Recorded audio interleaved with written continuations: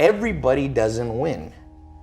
And the sooner you wake up to that biology is ruthless, man, then you get a little fear in you.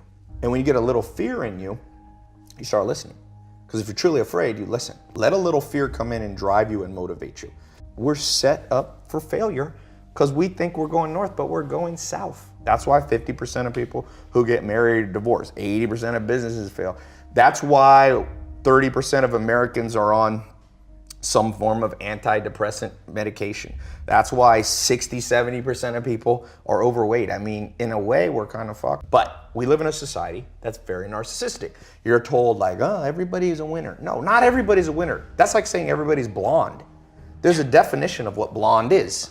Blonde is like this yellowish hair. So you lose meaning when you start going, everybody's blonde. When you see your life and anytime there should be pain, you go, no, no, no, no. It was just how it was meant to be. No, look yourself in the mirror sometimes and go, you know why I'm not happy?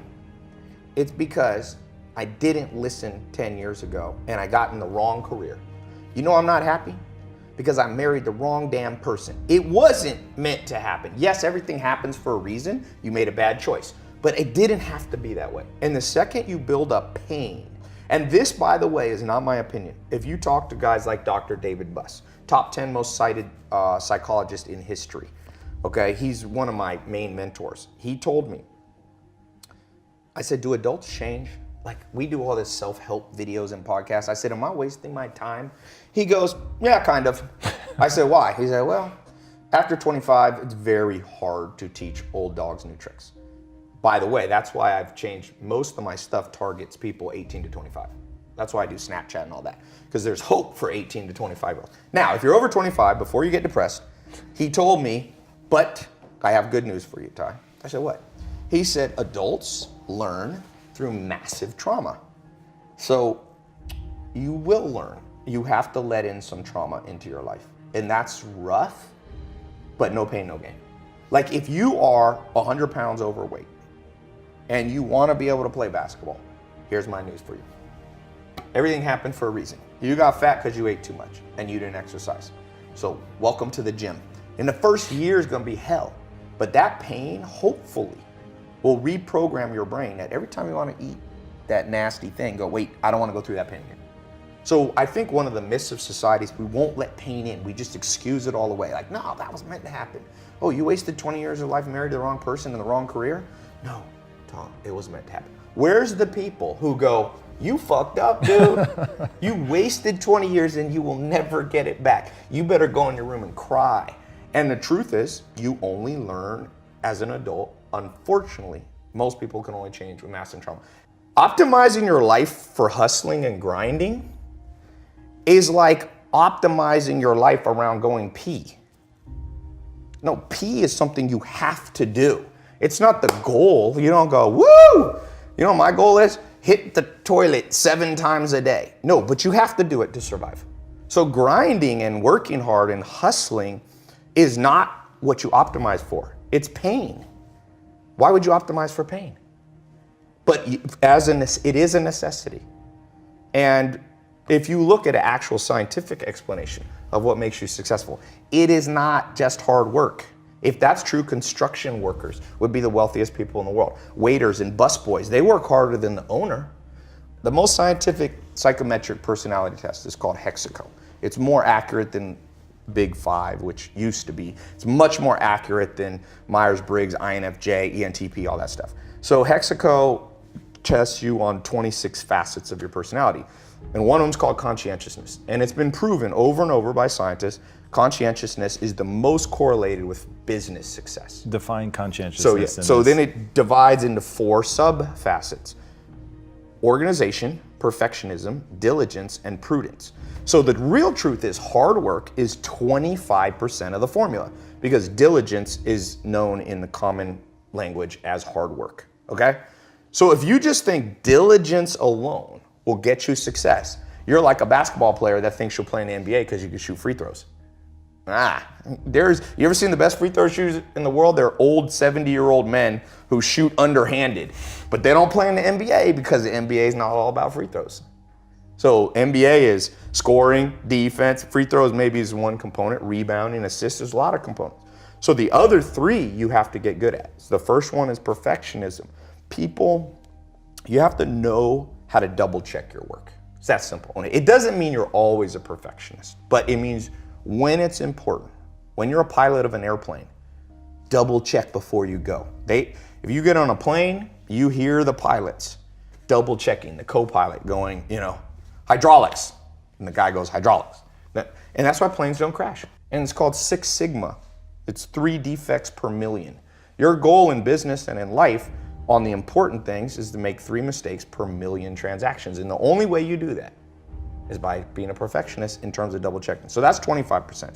The next one is organization. I can't tell you how much better my life is and anybody watching this will be if you wake up every single day and you take 10 minutes. I have yellow notepads sitting all around my house. I got that from Bill Gates. Bill Gates built Microsoft at 17 by locking himself in a hotel room with 6 yellow notepads, and he wrote out the whole basic code for DOS and things that built Microsoft, okay? He became the richest man in the world 18 years straight because he was organized enough to lock himself in a room and think through his day. And so what I try to do, and whenever I do this, I have a great day. Whenever I don't, I notice it.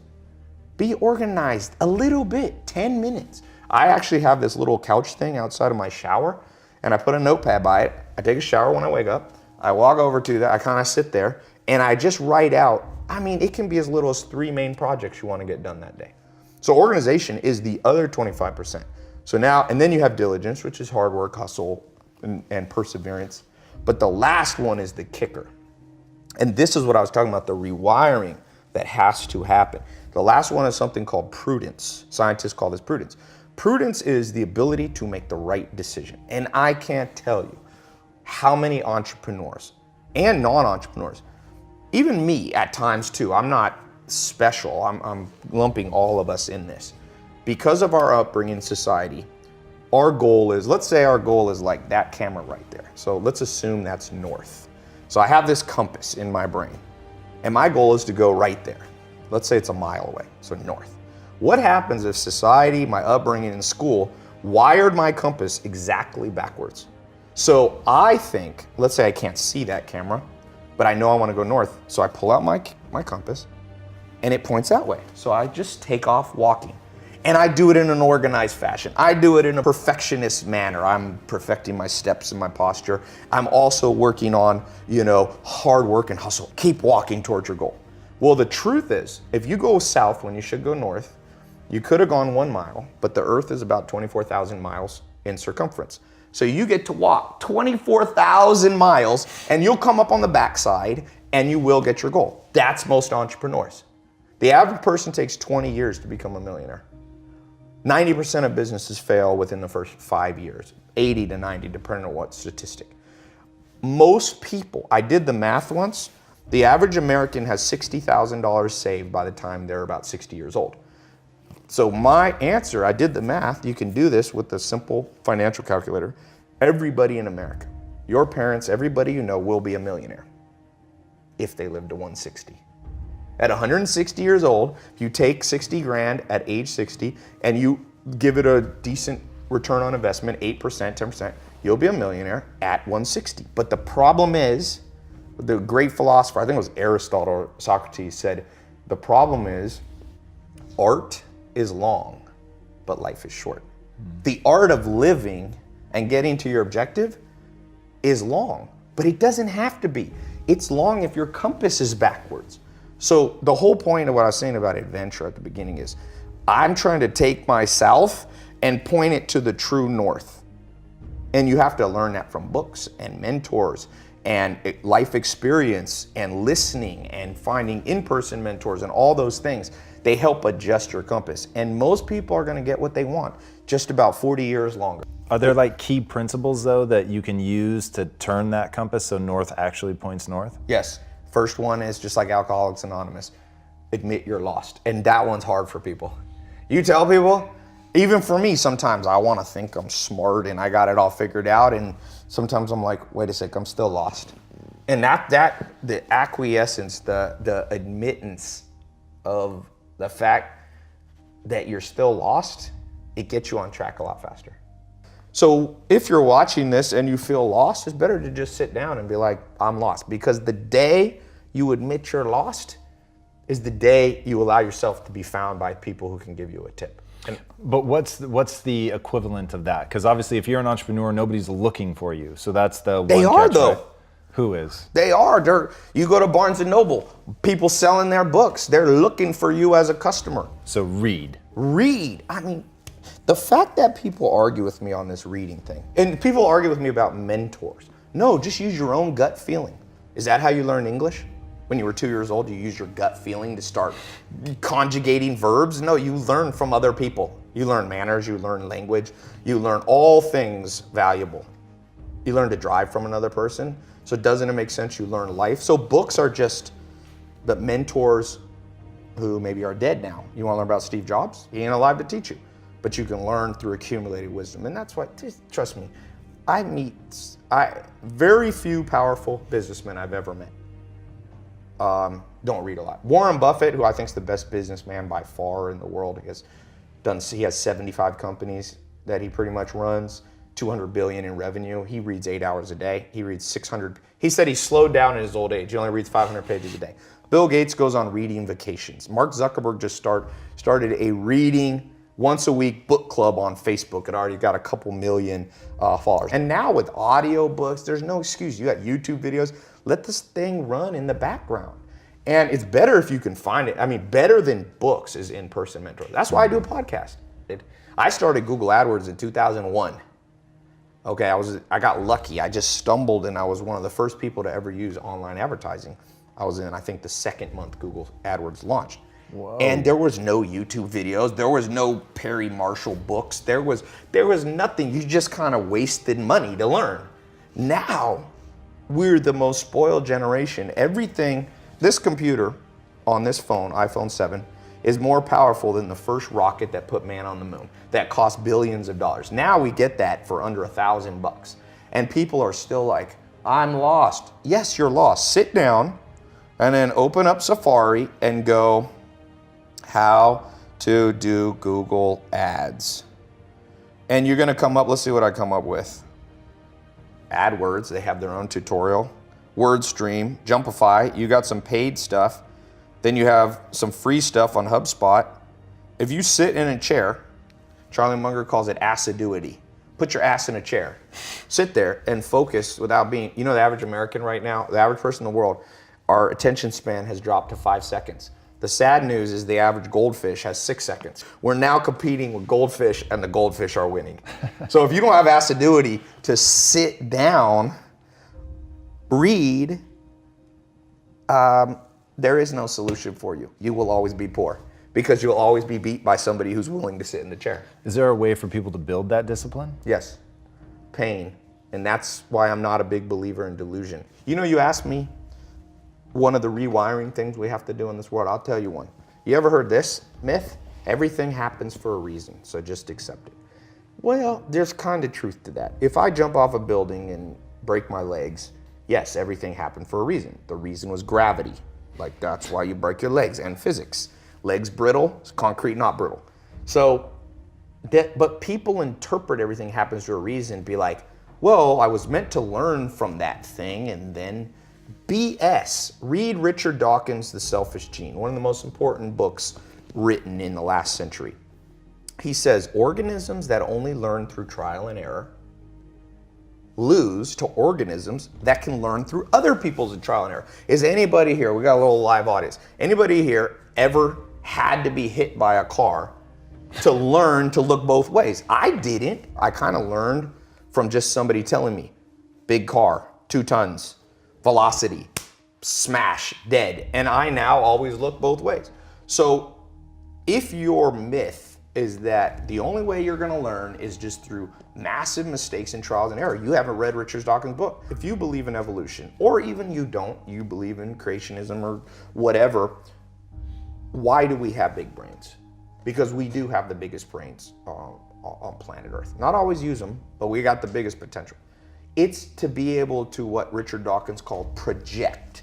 So you can literally sit in this chair and predict outcomes without having to do them. And because we're all narcissists because of society and Instagram and all this, and I'm guilty of that too, we don't like to be uncomfortable because a narcissist's story to themselves is, you're the best. And so your worldview is messed up. That's a wiring issue. Let me put it this way. I meet people who think they're smart, okay? What it really tells me is they've never been around actual smart people. If you're really smart watching this, let's say you have 155 IQ. That's what Bill Gates has, and Albert Einstein were up there.